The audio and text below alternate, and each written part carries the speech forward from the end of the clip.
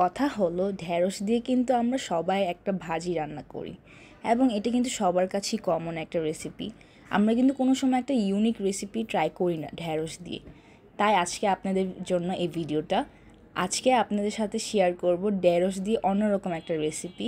বাসায় এই রেসিপি রান্না করার পর যারা ঢেঁড়স পছন্দ করে না তারাও খেতে চাবে ঢেঁড়স। তাই শুরু করা যাক রেসিপিটা। প্রথমত এখানে হাফ কেজির মতো আমরা ঢেঁড়স নিয়ে নিই এবং এগুলোকে ভালোভাবে ধুয়ে নিই পানিতে। এবং পানিতে ধোয়ার পরে এখানে আমরা ঢেঁড়সগুলোকে একটু লম্বা লম্বা করে কেটে নেব।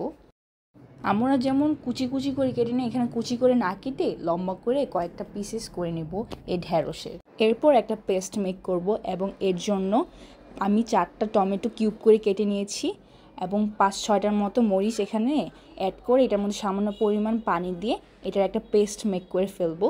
তারপর গরম প্যানের মধ্যে কেটে রাখা ঢেঁড়সগুলোকে দিয়ে দিব। তারপর স্বাদ মতো কিছু লবণ এই ঢেঁড়সগুলোর উপর দিয়ে দিব। তারপর এটাকে 4-5 মিনিটের মতো নাড়তে থাকবো। এখানে আমরা ঢেঁড়সগুলোকে বেশি ভাজবো না, হালকা ব্রাউনি হয়ে গেলেই আমরা এটাকে নামায় ফেলবো, কারণ পরে এটাকে একটু হলেও কুক করা লাগবে।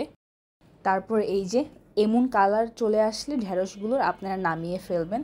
তারপর গরম প্যানের মধ্যে আমরা পেঁয়াজ কুচি দিয়ে দিই এবং এটা হালকা ব্রাউনি হলে কিন্তু এটা আমরা নামায় ফেলবো। পেঁয়াজগুলোর কালার যখন এমন আসবে তখন আমরা আলাদা করে রেখে দিয়েছি।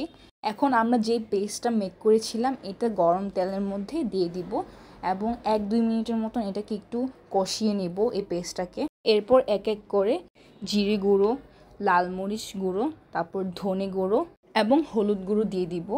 তারপর এটাকে উপকরণের সাথে ভালোভাবে নেড়ে নেব যাতে উপকরণগুলোর সাথে ভালোভাবে মিশে যায়।